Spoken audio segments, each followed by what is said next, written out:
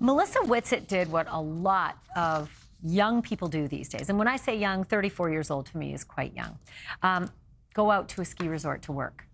And Melissa Whitsitt decided to go to Park City, or Winter Park in Colorado. It's beautiful. It's a great resort, and it's a great job. And by all accounts, I think she liked it there. Problem was that one day, on August 13th, she didn't show up for work. So the coworkers thought that was weird, wasn't like her. They asked for a welfare check. She wasn't there. And suddenly, Melissa Whitsitt was on a flyer as a missing person. Melissa had come from Tennessee. This was presumably a great summer job, maybe a great winter job too, because it's a ski resort. And so when she became officially a missing person, they looked to see the normal signs, like, did she use her debit card?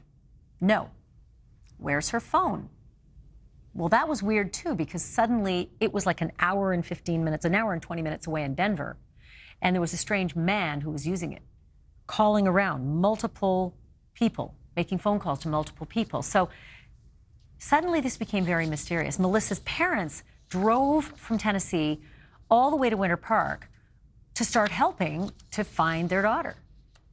And here we are at the end of August, weeks later, still no sign of Melissa.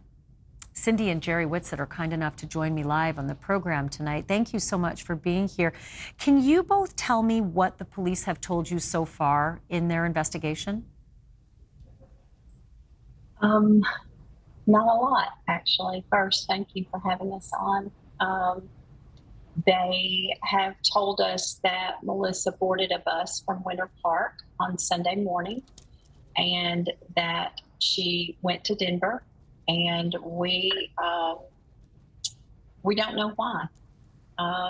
You know, sometimes on her days off, she had gone with friends there. She'd gone shopping, or she'd go for a hike or something, and she would always tell us. And we didn't talk to her on that particular day, and she didn't tell us if she was going to meet someone or why she would be going there on her own. So we don't know that.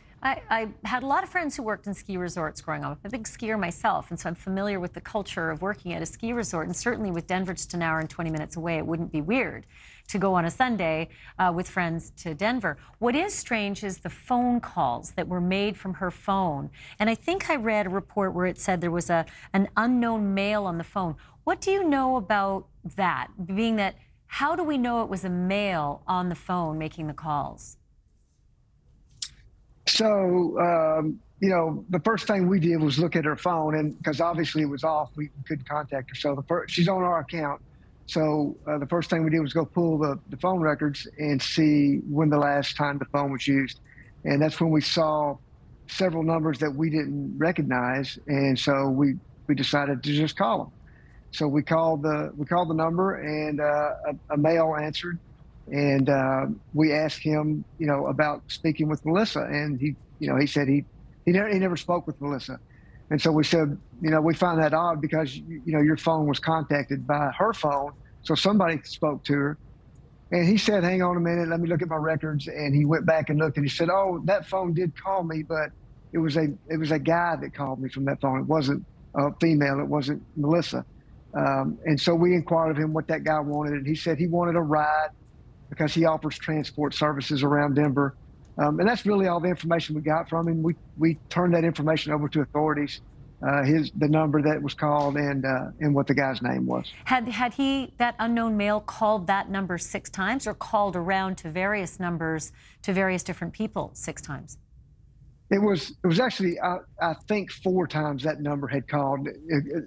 3 of them were listed as 1 minute, which could have meant they weren't very long at all.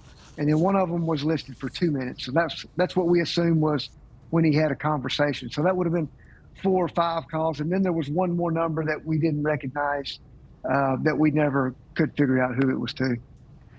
So I noticed on some of the pictures that Melissa has dark hair in some of the pictures, blonde hair in some of the pictures. Very, very different look. I mean, she really almost looks like 2 different people.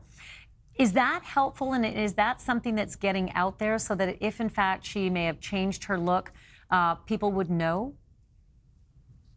So the blonde picture, we were instructed by authorities.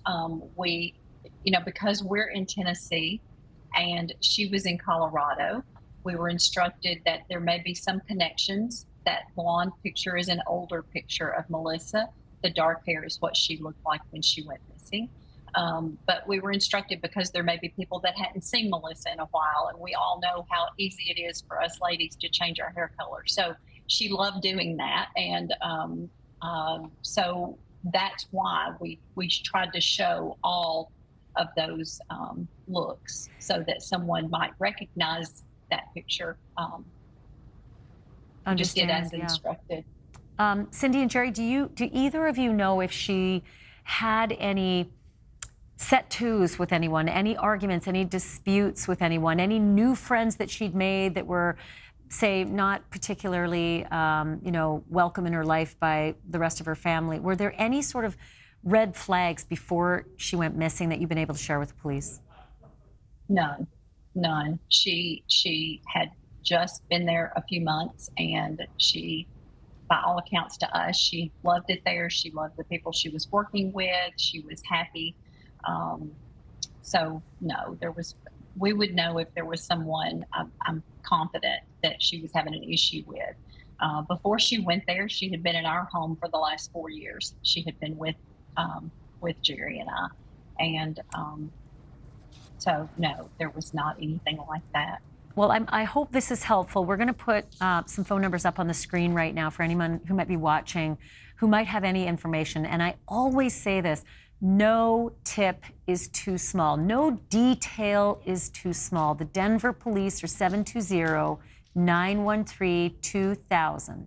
And the Winter Park police are 970-722-7779. I always recommend our viewers take a screen grab. Just take a picture of your TV screen right now and hold that on your phone, especially if you're in the Colorado area. Thank you for watching. Go to newsnationnow.com to find NewsNation on your television provider. And don't forget to click the red subscribe button below to get more of NewsNation's fact-driven, unbiased coverage.